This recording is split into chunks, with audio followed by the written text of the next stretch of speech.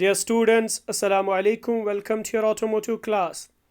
आज एक important topic जो हमारी रोज़मर्रा लाइफ में एक अहम पार्ट है, that is vehicle registration process. जब भी हम गाड़ी लाते हैं तो इसका एक प्रोसीजर होता है, इसकी रजिस्ट्रेशन होती है आरटीओ के अंदर।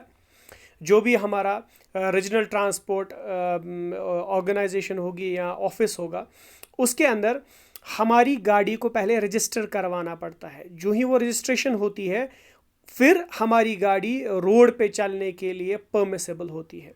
अब इससे रिलेटेड जो भी कन्फ्यूजन्स आपके अंदर है या जो भी आपको नॉलेज चाहिए, वो आपको नेक्स्ट स्लाइड्स के अंदर प्रोवाइड की जाएगी। फर्स्ट ऑफ ऑल, रजिस्ट्रेशन क्या होती है?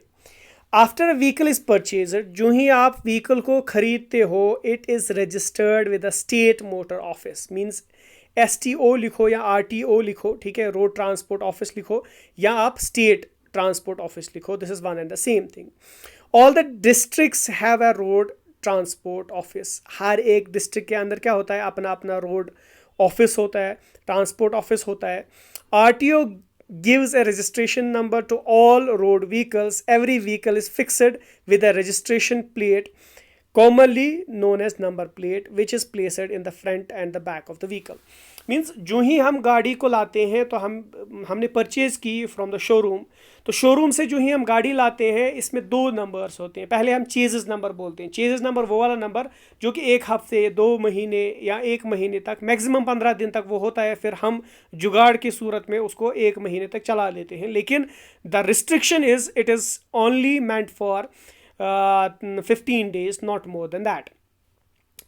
अब रजिस्ट्रेशन जो होती है, ये जो ही हम परचेज लाते हैं, गाड़ी लाते हैं, फिर हम कुछ दिनों के लिए ट्रायल बेसिस पे चलाते हैं उसको रोड पे, लेकिन विद ए टेम्प्रेरी रजिस्ट्रेशन। हमारे पास एक कार्ड होता है जो कि RTO ऑफिस से आया होता है, वो टेम्प्रेरी 10-15 दिन के लिए हम इस्तेमाल कर सकते हैं। After that we should have a permanent registration. Registration किस वजह से होती है? हमारी गाड़ी का एक नंबर प्लेट होता है, और जिसकी वजह से हम गाड़ी को पहचान पाते हैं। और ये एक ज़रूरी चीज़ है जो हम सब गाड़ियों में होना चाहिए। इसकी वजह से जो हमारे पास इसका कानून बनाना या बाकी सारी चीज़ें, इसके जो लॉज को फॉलो करवाना, वो आसान हो जाता है। इसी वजह से ये एक इम्पॉर्टेंट चीज़ है, और ये हम गाड़ी के आगे और पीछे लगवाते हैं। ये रजिस्ट्रेशन नंबर कहाँ से किया जाता है? From the RTO office. अब यहाँ पे motor vehicle act and rules, हमारे पास मोटर व्हीकल एक्ट जो होता है, ये MVA लिखा गया है, तो ये है मोटर व्हीकल एक्ट 1988। दूसरा है CMVR, central motor vehicle act rule 1989। और फिर है DMVR, Delhi motor vehicle rule 1993। These are basically the acts जिनके बेसिस पे हमारी गाड़ियों से रिलेटेड जितने भी कानून बनते हैं, ये ना मैक्सिमम टाइम्स यही सारी चीज़ें इस्तेमाल। और इंटरनेशनली भी हमारे पास कुछ यूनिट्स होते हैं या रूल्स होते हैं, वो एक अलग बात है। अब हम जाते हैं रजिस्ट्रेशन रूल्स एंड प्रोसेस की तरफ।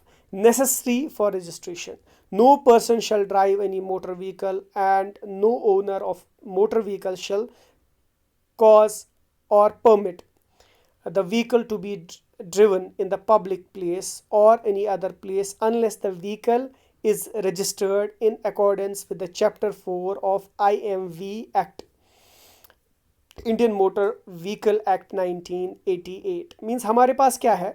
हमारे पास तब तक किसी भी गाड़ी को चलाने की इजाज़त नहीं होती जब तक न ये गाड़ी रजिस्टर्ड हो। किसके थ्रू रजिस्टर्ड हो? RTO या गवर्नमेंट ऑफ इंडिया की बात करेंगे, क्योंकि हम इंडिया के अंदर रह रहे हैं, तो गवर्नमेंट ऑफ इंडिया जब तक इसको रजिस्टर नहीं करवाएगी थ्रू इट इस RTO ऑफिसर्स। तो हम कश्मीर की बात करेंगे तो हमारे पास RTO होते हैं, RTO ऑफिसर्स होते हैं, वहाँ पे आप इसको रजिस्टर करवाते हो। After that you are being allowed to drive the vehicle. तब तक आपको व्हीकल ड्राइव करने की इजाज़त नहीं होती। फिर हमारे पास वेयर टू रजिस्टर। अब रजिस्टर कहाँ करना है? Every owner of the motor vehicle shall cause the vehicle cause the vehicle to be registered by the registration authority in whose judiciary they have a residence or place of business where the vehicle is normally kept. Means आपको क्या करना है, जहां आपने गाड़ी खरीदी या जहां आप रहते हो उसके सराउंडिंग में, जिस डिस्ट्रिक्ट के अंदर ये आता है उसका अपना आरटीओ ऑफिस होता है। उस आरटीओ ऑफिस में जाने के बाद आपको अपनी व्हीकल को रजिस्टर करवाना पड़ेगा और वहाँ कुछ डॉक्यूमेंटेशंस आपको देनी पड़ेंगी। वो डॉक्यूमेंटेशंस क्या होती हैं, मींस वो कागजात क्या है जो आपको वहाँ ज़रूरी देने पड़ेंगे।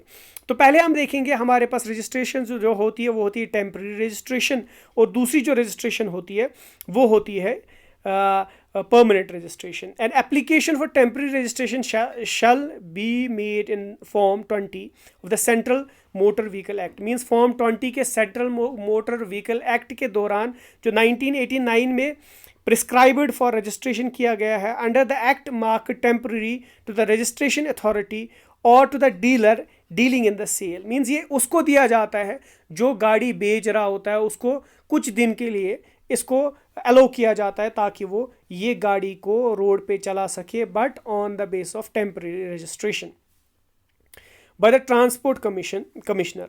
मीन्स ये जो new motor vehicle recognised by the transport commissioner जो होता है उसके थ्रू ये सारी चीज़ें जाती हैं।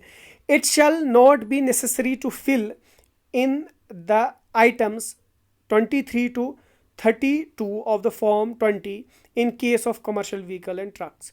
मीन्स ये ज़रूरी नहीं है कि ये इन आइटम्स को फिल करे। जो भी वहाँ Form 20 आप डाउनलोड कर सकते हो, वहाँ पे आप देखोगे कि जो आइटम्स 23 से लेके 32 तक है ये इनको इस व्हीकल में फिल नहीं कर सकता जब तक इसका परमानेंट नंबर ना आ जाए। अब अगर हम देखेंगे कि हमारे पास जो ये रोड सेफ्टी जो है इसमें जो हमारे पास सर्टिफिकेट्स इम्पोर्टेंस ऑफ सर्टिफिकेट्स है वो कौन कौन सी है वो हमें यहाँ पे देखना पड़ेगा। तो उसके लिए हम देखेंगे हम कि परमानेंट रजिस्ट्रेशन क्या होती है। तो परमानेंट रजिस्ट्रेशन को अगर हम देखेंगे, an application for registration of A motor vehicle shall be made in Form 20 to the registering authority within a period of 7 days from the date of delivering of such vehicle, excluding the period of journey, and shall be accompanied by seal certificate in Form 21. Means पहले जो हमारे पास जो temporary registration होती है ये for certain period होती है। यहाँ पे 7 डेज़ का लिखा हुआ है, इससे पहले 15 डेज़ का हुआ करता था और इससे पहले 1 महीने भी चला करता था। लेकिन with the change in the authority या with the change in the laws, day by day इनके लॉज चेंज हो रहे होते हैं। तो परमानेंट में 7 डेज़ के अंदर अंदर आपको जो है अपनी गाड़ी की जितनी भी जो मतलब ना डेट ऑफ डिलीवरी के बाद 7 दिन तक आप इस गाड़ी को चला सकते हो। Vehicle excluding the period of journey and shall be accompanied by the sale certificate in form number 21। तो ये इसको अकम्पनी करना है, मींस आपको जो ये फॉर्म भरना पड़ता है फॉर द रजिस्ट्रेशन उसको सेल सर्टिफिकेट आपके पास होनी चाहिए जिसको फॉर्म नंबर 21 में मेंशन किया गया है वो वहाँ पे अवेलेबल होना चाहिए। अब देखेंगे कौन कौन सी सर्टिफिकेट्स और कौन कौन सी नेसेसरी चीज़ें हमारे पास होनी चाहिए। Road worthiness certificate in Form 22 from the manufacturing Form 22A from the vehicle body manufacturer। Means कुछ फॉर्म्स होते हैं जो कि हमें जो जिससे हमने गाड़ी खरीदी होंगी वो हमें प्रोवाइड करता है। वैलिड इंश्योरेंस सर्टिफिकेट, एक इंश्योरेंस सर्टिफिकेट होती है गाड़ी की अपनी जिसमें कभी कभार खुदा न खास्ता कोई एक्सीडेंट क्रिएट हो या कुछ हो तो एक सिक्योरिटी बेस्ड ही होता है। Proof of ration card, electricity bill extra, या तो राशन कार्ड का हो, इलेक्ट्रिसिटी बिल का हो, किसी और चीज़ का हो तो उसके ज़रिए से आप अपनी मतलब ना आइडेंटिटी प्रूव कर सकते हो कि आप प्रेजेंटली यहाँ पे हो, इस एरिया के अंदर हो जिस एरिया के अंदर आपको अपनी गाड़ी रजिस्टर करवानी होगी। Designed approval copy of transport state transport authority in case trailer और सेमी ट्रेलर। मीन्स अब ये इनके सेमी ट्रेलर क्या होता है और एक अप्रूवल होना चाहिए, कॉपी होनी चाहिए कहाँ की तरफ से, स्टेट ट्रांसपोर्ट अथॉरिटी की तरफ से। अगर ये कौन सा बेस्ड होगा, ट्रेलर बेस्ड। मींस ट्रेलर तो डिफ़ाइन करते हैं, मींस कभी कभार हमें कोई चीज़ खींचने के लिए इस्तेमाल की जाती है तो ये उस बेसिस पे आपको एक अप्रूवल होना चाहिए। किसकी तरफ से अप्रूवल होना चाहिए, ये अप्रूवल आपके जो स्टेट ट्रांसपोर्ट अथॉरिटी है उनकी तरफ से होना चाहिए। फिर original sale certificate from the concern authority in form 21 in case of ex army vehicle. Means अगर आप कोई आर्मी मैन हो, मीन्स आपने कहीं या फ़ौज में काम करते हो, पुलिस में काम करते हो, तो आपको एक सेल्स सर्टिफिकेट होनी चाहिए। उसके साथ आपका एक form number, that is 21 form number, ये इसके साथ होना चाहिए। हो सकता है कि जो, क्योंकि प्रीवियसली एक मेरा एक फ्रेंड था, उसने गाड़ी ख़रीदी, तो उसको ऐसा पता चला कि जो आर्मी मैन्स है उनको कुछ जीएसटी पे या कुछ बाकी सारी चीज़ों पे कुछ रिलैक्सेशंस प्रोवाइड की जाती है, ये उसके लिए है। ऐसे ही pollution under control certificate, means pollution हमारे पास गाड़ी का पोल्यूशन कंट्रोल होना चाहिए कि जो हमारे इमिशन निकलता है गाड़ी से, मीन जो गैसेस बर्न होती है या फ्यूल बर्न होता है, उसकी वजह से जो धुआं निकलता है, क्या वो एटमॉस्फेयर के लिए ठीक है, उसके अंदर उतनी कंसंट्रेशन तो नहीं है जो कि हमारे लिए बहुत ज़्यादा हार्मफुल बन सकता है, वो सर्टिफिकेट भी होनी चाहिए। Customs clearance certificate in case of imported vehicle, means अगर हमारे पास कोई व्हीकल ये ट्रांसफ़र कर रही हो चीज़ों को एक जगह से दूसरी जगह, तो उनको कस्टम्स जो होता है, मतलब ना एक ड्यूटी टाइप होती है, मींस एक जो हमारे पास आप समझो जो चीज़ें कैरी करने के लिए एक अलग ऑफिस होता है, उनको कुछ टैक्सेशन पे करनी पड़ती है, तो उनको क्लियरेंस सर्टिफिकेट मिलनी चाहिए फ्रॉम कस्टम ऑफिसर से। फिर हमारे पास है appropriate fee as specified in rule 81 of the central motor vehicle rules, means एक अमाउंट जो आपको पे करना पड़ेगा। अमाउंट किस लिए पे करना पड़ेगा? क्योंकि रजिस्ट्रेशन जो करनी पड़ती है हमें गाड़ी की, उसके लिए कुछ ना कुछ अमाउंट हमें जो अथॉरिटीज़ होती है उनको प्रोवाइड करना पड़ता है, तो वो फ़ी जो भी स्पेसिफाई किया गया होगा under rule 81 central motor vehicle act के अंदर, वो आपको देना पड़ेगा। तो इसके साथ जो आपका ये रजिस्ट्रेशन प्रोसेस है ये आपको समझ आ गया। मींस हमें रजिस्ट्रेशन दो किस्म की होती है, one is permanent, another is temporary registration आप 7 दिन या मैक्सिमम 15 दिन के लिए कर सकते हो। उसके बाद जो हमारे पास परमानेंट रजिस्ट्रेशन होती है उसके लिए कुछ डॉक्यूमेंटेशंस की ज़रूरत पड़ती है।